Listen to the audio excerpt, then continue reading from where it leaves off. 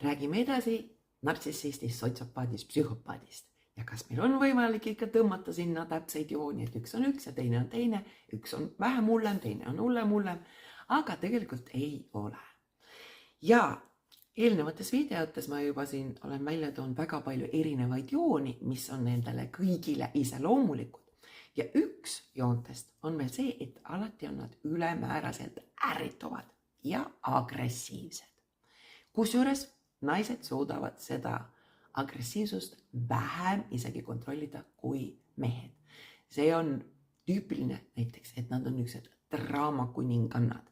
Ehk siis, kui ka põhjust ei ole, tõmbab ta mingi draama ülesse või näiteks ka meeste puhul on see, et ta otsib nagu mingisugust põhjust, miks pärast oleks võimalik nii öeldes tekitada olukorda ja rünnata. Nüüd, kas ta suudab seda agressiivsust nii-öelda kontrollida või mitte? Võt see on niisugune hästi spetsiifiline küsimus. Miks?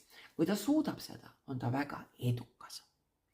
Ja näiteks, kui me võtame valgekirjalise psühhopaadid, siis see ongi, et nad väga sageli ei saagi neid kunagi nagu kinni nii-öeldes.